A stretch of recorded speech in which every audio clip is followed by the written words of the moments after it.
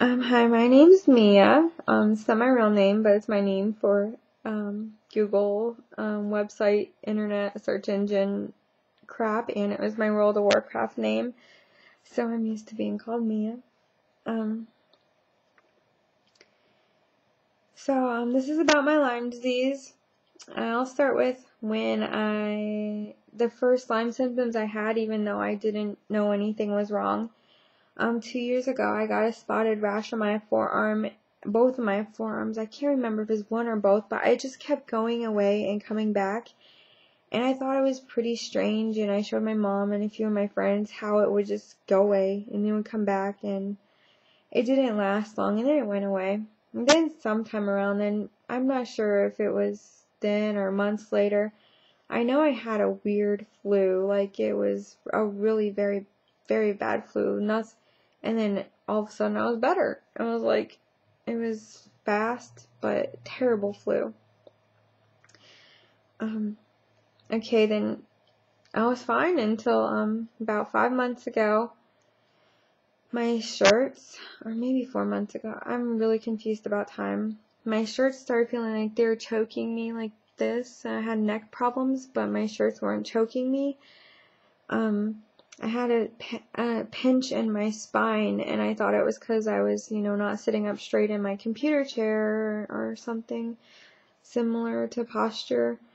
And then about a month or two after that, I went to the doctor's for actually the throat problem because I smoked and I was kind of nervous, and he said I was okay.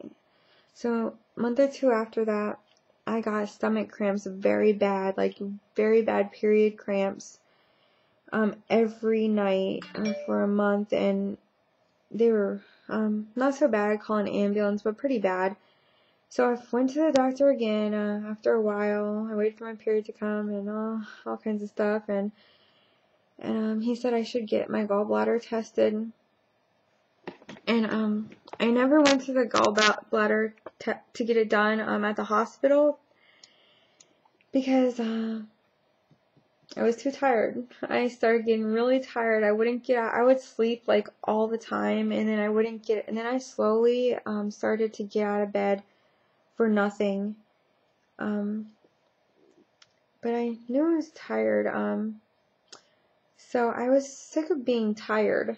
That was my main problem, like sick of being tired. So I would cry looking at pictures of when I was anywhere except in the bed. And I went to the doctor one last time. I said, I'm tired. Can you find out what's wrong with me? I asked to be tested for celiac because I really thought I had a gluten allergy. And then the doctor said, he was just a jerk. He was just like, I'm sick of people coming in here with their own diagnosis. It wasn't even the doctor I saw before because I just went in as a walk-in. And he said, okay, well, you have a urinary tract infection.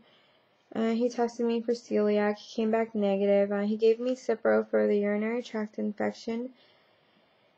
And I took the Cipro, and the day after I took it, when I woke up, my body was even worse.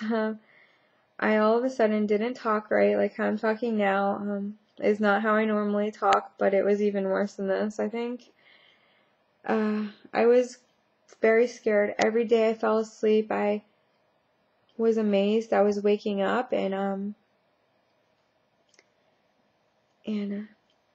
I was very confused, like something was wrong with my brain. I was having a lot of neurological problems and memory problems, and a lot of pain everywhere. And so I went back to the doctor, and they said, I asked, well, no, I'm sorry, I'm confused, I'm getting lost. I asked, well, okay, this is what happened first. I started thinking I was dying all the time. I thought I was dying. I started writing down frantically what's happening to me, lied with papers in the bed of what my husband should tell the ambulance driver when he calls 911 because I was eventually going to stop talking or breathing. Something wasn't right. So I did eventually go to the hospital, and they gave me CT scans, everything. Every doctor I saw really treated me like crap and thought I had some type of mental problem all when the confusion came. So the hospital gave me all kinds of tests and I was normal. I requested every test in the world. I didn't really care what was wrong with me. I mean, I did. I didn't want to hear anything sad, but I just wanted whatever it was to go away, or hopefully it would go away. They told me I was normal, and I started crying. I was like, I don't have a brain tumor. And they said no. And I'm like, okay. I was crying over it. I was really sad, and they gave me a psychiatric evaluation even, and I said, I'm not sad. I won't kill myself, nothing. I just am confused, and I got a lot of pain. I got my medical records and noticed everything they said about me. It's kind of funny to read. So, I started, the day I started talking like I was drunk, the day after the Cipro, I typed in something into Google like, why am I talking like I'm drunk but I haven't had alcohol? And Yahoo Answers, so I came back and it said you need to be tested for Lyme disease, but I don't even think I looked at the page or anything about Lyme disease, because I thought, I don't think a tick can do this to you, or I didn't get bit by a tick or something like that.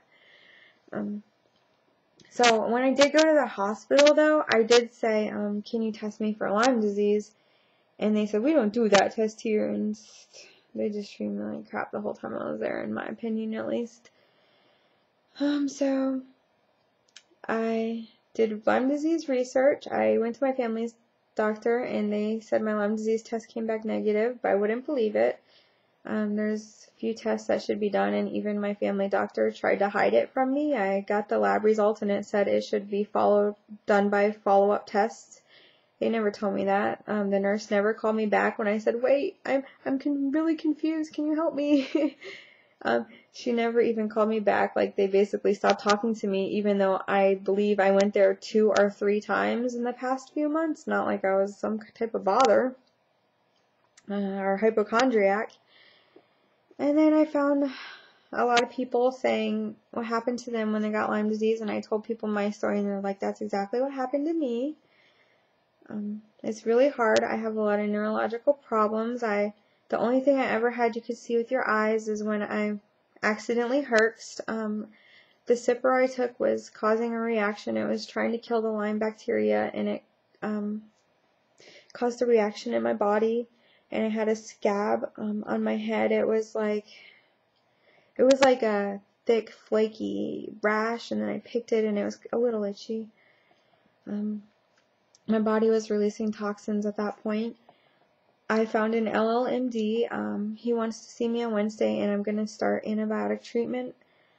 It might cost a lot of money, maybe the money of a car, I don't know. Maybe the money of a house, hopefully not. So, I also have an appointment with the nation's best Lyme literate medical doctor on the 27th in Washington, D.C. You don't really say Lyme doctors' names because they get treated like crap because of the way they help people with Lyme disease. There's not really a good way to treat us, and people would really rather risk something than to live like this, and they save our lives, they don't kill us anyways. So the appointment in DC is going to be very expensive, and it's on the 27th. I'm excited. My husband's really mad at me. I'm at my parents' house right now. This has been hell. I've even gotten in fights with my parents, so I need to go to a psychiatrist when I was really tired and confused. My husband's pissing me off every single day. I love him, but I know it's hard for him to have to take care of his young wife one day, but we're not getting along very well. I don't know if I'm going to be able to forgive him through all of this. It's very hard. He said some very bad things.